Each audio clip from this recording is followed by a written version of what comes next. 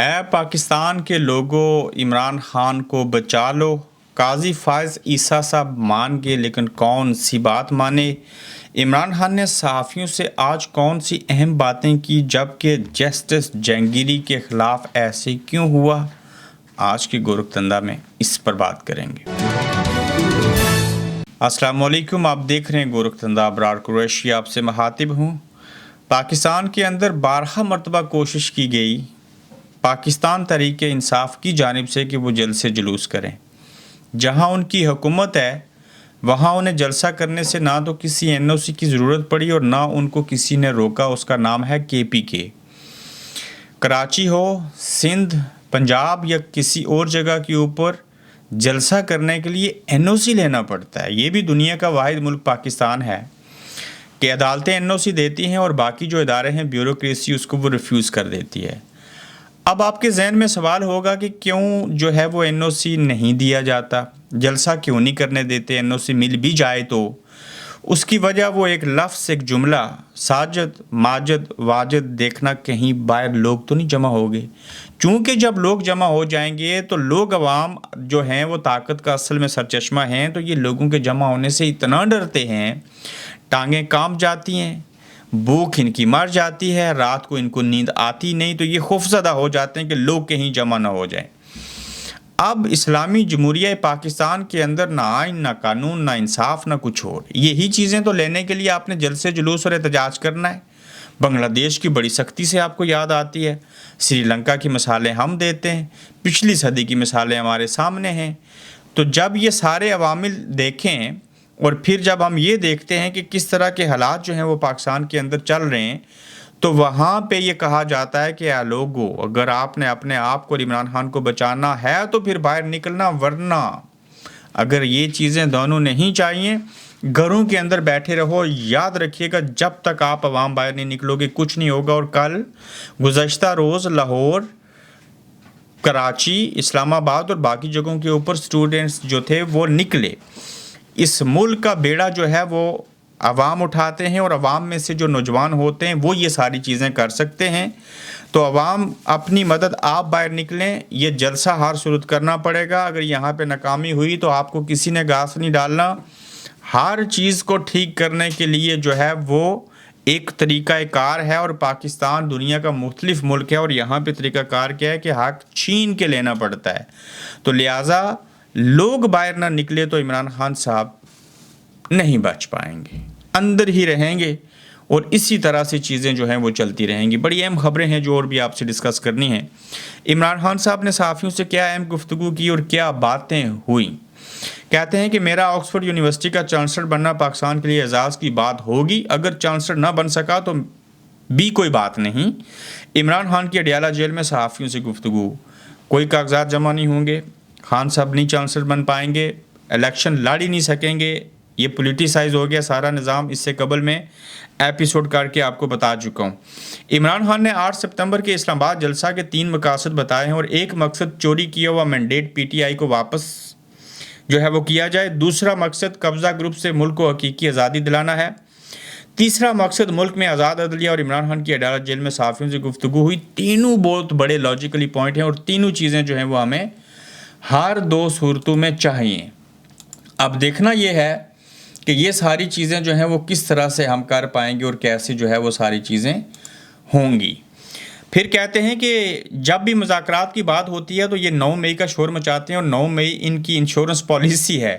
9 مئی ختم ہوا تو ان کی حکومت اور سیاست دونوں ختم ہو جائیں گے، اور عمران خان نے جیل میں یہ بھی کہا صحافیوں سے۔ پھر کہتے ہیں grains book of world record میں 2 نئی انٹریاں ہونے والی ہیں۔ ایک انٹری اس یو ٹرن پر ہوگی جس میں ووٹ کو عزت دو کا کہہ کر بوٹ کو عزت دی گئی۔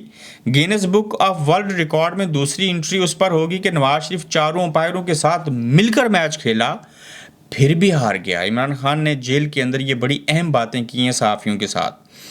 جسٹس جہانگیری کے خلاف یہ مہم کیوں چلائی گئی؟ سادہ لفظوں میں تو یہ بات ہے کہ انہوں نے 3 ہلکے دھاندلی زدہ جو تھے، چوری کیا ہوا الیکشن وہ کھولنے تھے۔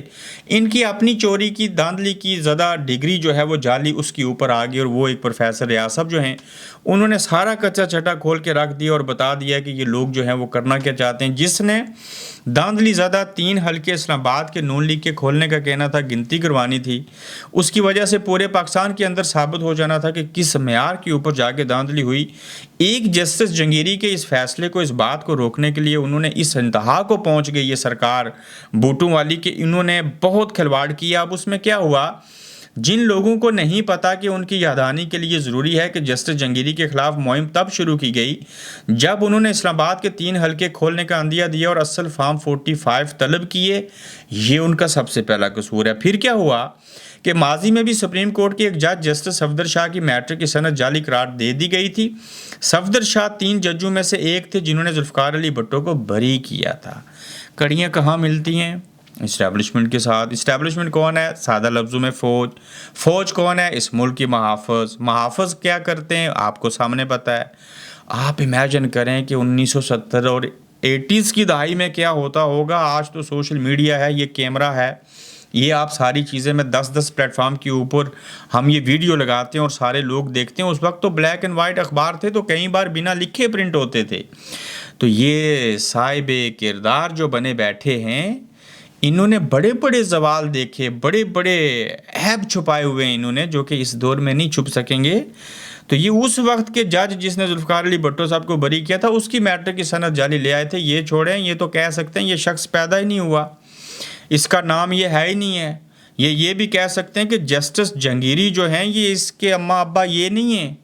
वो इसको मर्द से औरत और औरत से मर्द बना सकते हैं। वो ये तोहमत लगा के जूते मरवा सकते हैं कि ये ख़त्म नबूवत का मुनकर है या पता नहीं क्या है। भाई इस मुल्क में बहुत कुछ हुआ, एक लेटर ही तो लिखना होता है, उसको हवा दे दो, मौलवियों के हथे चाड़ो तो ये जाहिल कौम है। इस कौम जैसी तो दुनिया में कौम ही नहीं बसती।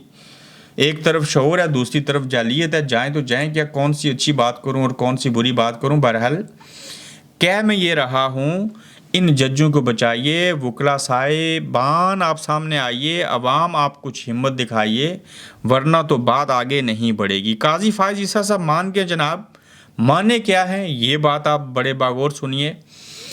एक तो काजी साहब जज कम हैं और बातूनी ज़्यादा हैं, डिप्रेशन के मरीज़ लगते हैं, और ये बात मान के हैं जी कि हाँ मुझे एक्सटेंशन चाहिए। देखिए काजी साहब की 2 उंगलियां कम हैं, ज़ुबानें भी उनको 4 लगी हैं। चीफ जस्टिस काजी फायज ईसा ने वज़ीर कानून और अटारनी जनरल से कहा था कि मैं एक्सटेंशन नहीं लूँगा। हाँ अगर पार्लियामेंट जजेस की उम्र बढ़ा देते हैं तो मुझे एतराज़ नहीं होगा, राना सनाउल्लाह कह रहे हैं। भाईजान यहाँ उम्रें बढ़ा दी जाती हैं एक शख्स को अपने फ़ायदे के लिए, एक्सटेंशन देने के लिए। ये जिस नवाज शरीफ ने और बाकियों ने, इमरान खान ने आर्मी चीफ और जजों को एक्सटेंशन दी, उन्होंने इनको ज़िबा किया है। आप फिर देना एक्सटेंशन और देखना क्या होता है। अल्लाह करे ये एक्सटेंशन दानू ना हों। राना सनाउल्लाह ने बड़ी खबर देते हुए कहा कि चीफ जस्टिस ने वज़ीर कानून अटारनी जनरल को कहा है कि वो अकेले एक्सटेंशन कबूल नहीं करेंगे। हाँ अगर सब की उम्रें बढ़ा दी जाएँ और मेरी उम्र भी बढ़ जाए तो इसमें कोई ममानत नहीं है, फिर तो ठीक है। हमारे पास आइनी तरमीम के लिए नंबर्स पूरे नहीं, और अगर पूरे हों तो तरमीम हो सकती है। ये पार्लियामेंट का इस्तक़ा के मुश्तरका इजलास में आइनी तरमीम नहीं होती। तो ये सारी कहानी है। और राना सनाउल्लाह बामुकाबला मोहसिन नकवी वज़ीर दाखिला कैसे है, कहते हैं मोहसिन नकवी के दहशत गर्दों के लिए एक SHO ही काफ़ी है। राना साहब कहते हैं कि SHO वाली बात मोहसिन नकवी से स्लिप ऑफ टंग हो गई होगी। देखें किस तरह से वो एक दूसरे का तहफ़्फ़ुज़ करते हैं। चोर चोर का तहफ़्फ़ुज़ करता है, गलत गलत का तहफ़्फ़ुज़ करता है, सच्चा सच्चे का दिफा करता है, बल्कि कोई भी नहीं करता। तो मुल्क के अंदर जो हालात हैं वो दिगरगो हैं, हालात बुरे हैं। ये कब तक ठीक होंगे? सादा जुमला ये है कि ऐ लोगो घरों से बाहर निकलो, आवाज़ उठाओ, अलम बुलंद करो, अपने हिस्से का काम करो, वरना आप इस मुल्क से एक ही हाल चाहते हो कि इस मुल्क को छोड़ दें, इस मट्टी को छोड़ दें, आबा अजदाद की कब्रों को छोड़ दें, बैरूनी दुनिया में चले जाएं। और 94% लोग जब मुल्क को छोड़ना चाह रहे हैं तो बाकी बचेंगे 3 करोड़। तो मेरे ख्याल से छोटा सा मुल्क हो जाएगा। और अगर ये 94% लोग निकल आए, 21 करोड़ और बाकी 3-4 करोड़ बचें, तो ये मुल्क चले भी ठीक। 6 लाख फ़ौज हो जाए, बाकी 7-8 लाख जो हैं उसमें से फ़ौजी और अपने ब्यूरोक्रेसी और पुलिस वाले हो जाएं, तो यही मुल्क चलाएं। आप भाग जाएं बाकी सारे वहाँ से। अपना ख्याल रखें, अपना फीडबैक दीजिएगा, फिर मिलेंगे आपसे इंशाल्लाह। आप देख रहे हैं गोरखधंधा अब्रार कुरैशी के साथ।